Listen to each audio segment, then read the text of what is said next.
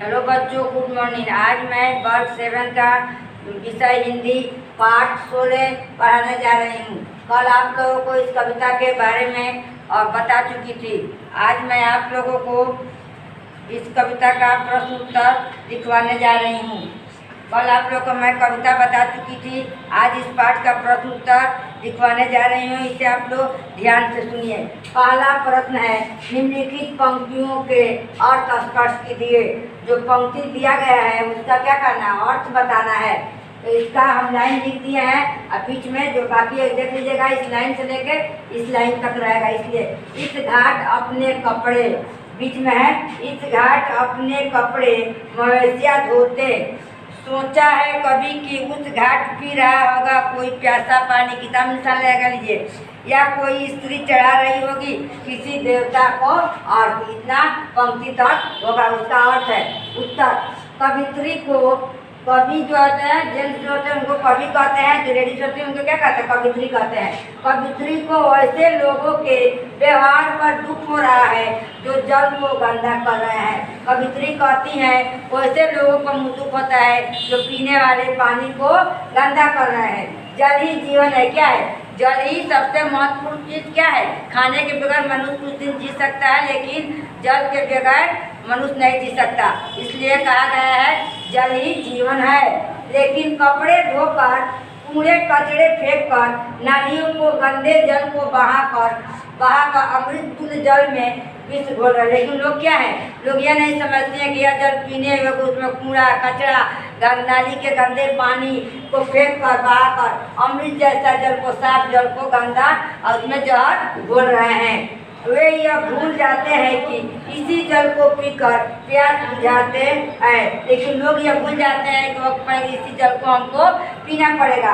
तो भक्त अर्घ देते हैं। और जो भक्त लोग होते हैं, जब छठ के दिन क्या होता है, पानी में जाकर लोग अर्घ देते हैं। यह लोग भूल जाते हैं। इसके बाद मैं आप लोग को दूसरी पंक्ति कविता का अर्थ बता रही हूँ।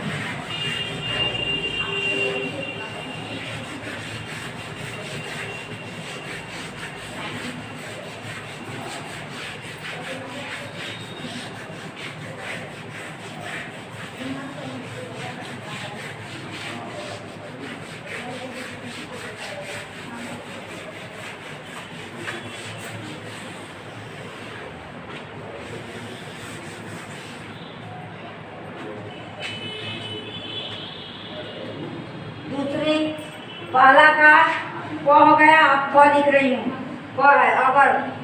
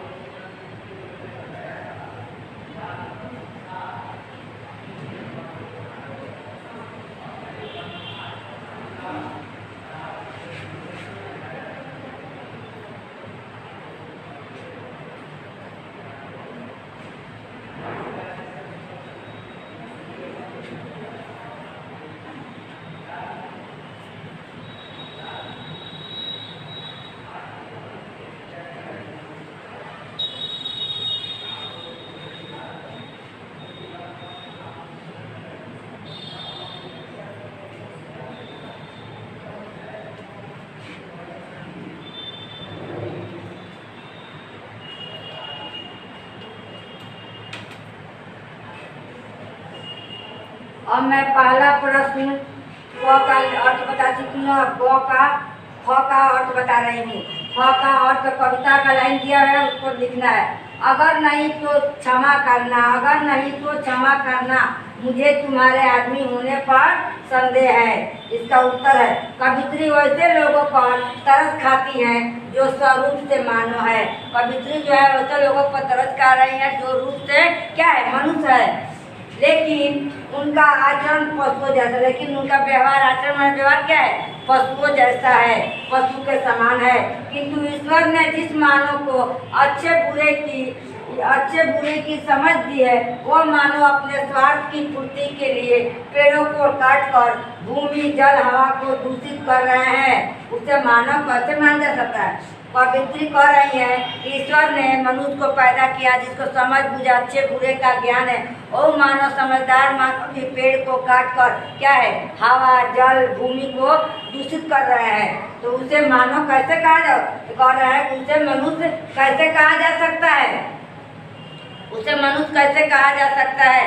यह प्रश्न आप लोगों को पहला प्रश्न का ही है, पहला प्रश्न का उत्तर आप लोगों को लिख दी। अब मैं दूसरा प्रश्न आप लोगों को लिखने जा रही हूँ।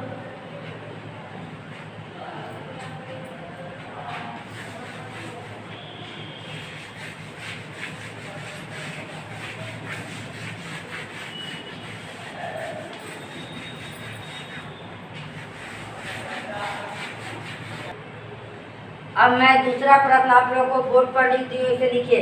नदियों के रोने से क्या तात्पर्य है, नदियों के रोने से इसका क्या अर्थ है। तो आंसर लिखिए। नदियों के रोने से अर्थ है कि जिसका जल पीकर सारे प्राणी अपनी प्यास बुझाते हैं। नदियों के रोने से मतलब यह है कि जितने भी लोग हैं मनुष्य जो है पानी को पीकर अपनी प्यास को बुझाते हैं तथा देवताओं को जलदान करते हैं और देवताओं को उस जल को चढ़ाते हैं। उसे मनुष्य गंदा कर देता है और उसी जल को क्या कर, नदियों को जल को मनुष्य जो है गंदा कर देता है। प्रदूषण के कारण वर्षा कम होने लगी है। प्रदूषण इतना ना गंदगी फैल गई वातावरण में जिसके कारण क्या है, वर्षा कम हो रही है, जिस कारण नदियों की धारा सिकुड़ गई है। और नदियाँ भी इतना कचरा फेंकने से नदियाँ के जल स्तर जो है क्या कम हो गया है। उसी को रहा है नदियों की धारा सिकुड़ गई है। इसे कवित्री ने नदियों का रोना कहा। इसे ही कवित्री ने जो लेखक जो कवित्री जो लिखी है कविता उसको नदियों का रोना किया। इसे आप लोग अपने कॉपी में फिर तैयार कर लीजिए और मन लगा कर पढ़िए, क्वेश्चन से याद कीजिएगा। हर एक महीना टेस्ट ली जाएगी। अगले बार आज का वीडियो इतना ही। ओके, धन्यवाद।